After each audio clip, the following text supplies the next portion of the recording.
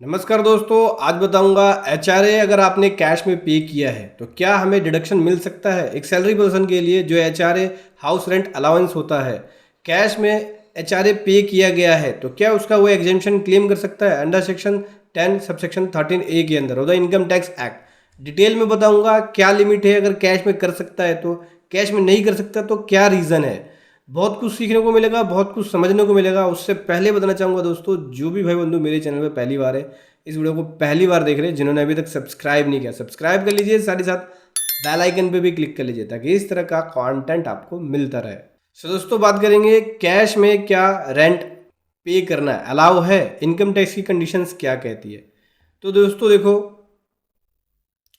Rent अगर आप cash में पे कर रहे हैं तो कर सकते हो, लेकिन इसके लिए कुछ कंडीशंस है। सबसे पहले तो जो आप एचआरए पे कर रहे हो, अगर 3,000 से ज़्यादा का एचआरए है तो इसमें रेंट रिसिट्स रिक्वायर्ड है। ठीक है, रेंट रिसिट चाहिए। दूसरा, एचआरए का क्लेम करने के लिए लैंडलॉर्ड का पैन की रिक्वायरमेंट होती है। तो जब भी आप एचआरए पे कर रहे हो यानी हाउस रेंट दे रहे हो, तो एक तो आप अपने पास उसका पैन कार्ड, उसका आधार कार्ड रखो। दूसरा, आपके पास एक वैलिड रेंट एग्रीमेंट होना चाहिए। वैलिड रेंट एग्रीमेंट कैसे होता है? जो स्टैम्प पेपर पे हो, नोटरी हो, उसके अंदर अटैच्ड हो, लैंडलॉर्ड के सिग्नेचर हो, आपके सिग्नेचर हो। ठीक है, क्योंकि जिनकी जो लोग एचआरए पे करते हैं, अभी मैं आपको बता दूं 143 का बहुत सारे नोटिस आए हैं, 143 सबसेक्शन 2 के इनकम टैक्स में। लोग एचआरए तो दिखा रहे हैं लेकिन एक्चुअल में एचआरए पे नहीं हो रहा है। ठीक है, वो कई बोलते हैं सर कैश से पे कर दिया, बोलते हैं सर हम तो ऐसे ही क्लेम कर लेते हैं, कंपनी में दे देते हैं। कंपनी में जो आपने कंपनी ने आपको जो एचआरए दिया वो एक्चुअल में पे होना चाहिए, उसकी रेंट रिसिट्स होनी चाहिए। बैंक से पे कर रहे हो तो बैंक के अंदर प्रूफ होना चाहिए। फिर जो लैंडलॉर्ड है वो अपनी आईटीआर के अंदर वो रेंटल इनकम शो करेगा आईटीआर के अंदर, और टेनेंट का पैन नंबर दिखाएगा, मतलब का आपका पैन नंबर वो दिखाएगा कि भाई मुझे इससे रेंट रिसीव हुआ है, तो वो उसकी क्रॉस मैचिंग होगी। और पैन की रिक्वायरमेंट कब होती है? 1 लाख रुपए से ज़्यादा का अमाउंट अगर एक्सीड हो गया एनुअली तो पैन की रिक्वायरमेंट पड़ेगी लैंडलॉर्ड की, और आधार कार्ड की भी। कैश की लिमिट समझ लो, कैश की लिमिट सेक्शन है सेक्शन 269 ST बोलता है, जहाँ पे 2 लाख रुपए से ज़्यादा पर ट्रांजेक्शन या 2 लाख रुपए ईयरली एक पर्सन रिसीव नहीं कर सकता। यानी कैश पेमेंट अलाउ नहीं है कि 2 लाख से ज़्यादा साल के अंदर, और पर ट्रांजेक्शन का 2 लाख रुपए से ज़्यादा, यानी एक सिंगल ट्रांजेक्शन 2 लाख का हो या पूरे साल में 2 लाख हो, उससे ज़्यादा वो रिसीव नहीं कर सकता। सेक्शन 269 ST बोलता है। यानी एचआरए की कैश में लिमिट केवल 2 लाख रुपए के अंदर है, 2 लाख से ज़्यादा नहीं हो सकता एचआरए अगर कैश में पे कर रहे हो तो। ठीक है, एचआरए का एग्जेम्पशन रूल किसके अंदर है? सेक्शन 10 सबसेक्शन 13A के अंदर।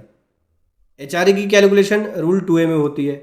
और सेक्शन 269 ST जो कि रिस्ट्रिक्शन लगाता है कैश के ऊपर, 2 लाख रुपए से ज़्यादा एक पर्सन को एक साल के अंदर कैश में पेमेंट नहीं कर सकते। अगर ऐसा वॉयलेशन करते हो तो क्या होगा? पेनल्टी अमाउंट लगेगी। जो कैश रिसीव कर रहा है लैंडलॉर्ड, उसको 271D की पेनल्टी लग जाएगी। जितना कैश रिसीव कर रहा है वो एडिशन हो जाएगा, एड बैक हो जाएगा। ठीक है, तो मैंने आपको बताया कि एचआरए का क्लेम करने के लिए क्या क्या चाहिए आपको डॉक्यूमेंट। एक तो रेंट रिसीट्स चाहिए होगी, अगर कैश पेमेंट है तो। बैंक से कर रहे हो तो भी आपको एक रिसीट बना लेना होगा। वैसे तो बैंक में आ जाती है, तो नहीं भी बनाओगे तो कोई दिक्कत नहीं है, लेकिन कैश के अंदर तो चाहिए ही चाहिए अगर कैश रिसीट्स है, कैश में पेमेंट है तो। ठीक है, लैंडलॉर्ड का पैन और आधार रख लेना, 1 लाख से ज़्यादा का अमाउंट है तो। लैंडलॉर्ड के बीच एग्रीमेंट होना चाहिए। ठीक है, एग्रीमेंट रहेगा तो आपके पास एक पक्का प्रूफ रहता है। ठीक है, और एग्रीमेंट ध्यान रखे, जिस भी ईयर के लिए दे रहे हो उस ईयर के अंदर वो एग्रीमेंट वैलिड हो। ये नहीं कि 10 साल पुराना, 5 साल पुराना रेंट एग्रीमेंट लगा रहे हो, ऐसा नहीं है। रेंट एग्रीमेंट 11 महीने के लिए वैलिड होता है। अगर उसमें कंडीशन लिखवाते हो आप कि मैं 5 साल के लिए, 4 साल के लिए बना रहा हूँ, तो वो आपका 4 साल के लिए वैलिड होगा। अदरवाइज नॉर्मल रेंट एग्रीमेंट 11 महीने के लिए वैलिड होता है। लीगली वैलिड तभी होगा रेंट एग्रीमेंट जब स्टैम्प ड्यूटी पेड होगा। स्टैम्प ड्यूटी पेड नहीं है तो उस रेंट एग्रीमेंट की कोई भी वैलिडेशन नहीं है। आप कोर्ट में उसको रिप्रेजेंट नहीं कर सकते एविडेंस के रूप में। ठीक है, और आपको चाहिए होता है एड्रेस, रेंटेड प्रेमिसेस का एड्रेस। जो एड्रेस आपने दिया है वो एड्रेस रेंट एग्रीमेंट में हो, रेंट रिसीट्स में हो। ठीक है, 10,000 रुपये पर मंथ अगर आप रेंट दे रहे हो तो ये टोटल साल का 1,20,000 है, जो कि परमिशिबल है, ये अलाउ हो जाएगा। ये सेक्शन 269 ST का वॉयलेशन नहीं करेगा। लेकिन अगर 20,000 रुपये पर मंथ दोगे तो 2,40,000 हो जाएगा, जो कि 269 ST का वॉल्यूशन करेगा। तो ऐसे केस में कैश अलाउ नहीं होगा। समझ गए? तो कैश में कितनी लिमिट है HRA पे करने की? HRA का क्लेम कर रहे हो ITR के अंदर तो आपको बहुत सारी बातों का ध्यान रखना है। सबसे पहले ओल्ड रिजीम में क्लेम कर सकते हो। दूसरा, आपके फॉर्म 16 में HRA होना चाहिए।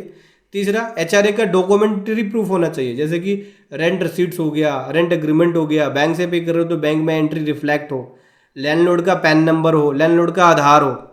ठीक है, तभी आप HRA का क्लेम ले सकते हो। अदरवाइज अगर ये सब डॉक्यूमेंट्स नहीं है और ये सब एक्टिविटी नहीं किया और आपने केवल फेक HRA क्लेम कर लिया तो समझ लो कि वो डिजला हो जाएगा और ऐड बैक हो जाएगी आपकी इनकम में। और 270A की पेनल्टी जो लगती है 50% वाली और 200% वाली, वो पेनल्टी लग सकती है। 143 सबसेक्शन 2 के दबा के नोटिस आ रहे हैं।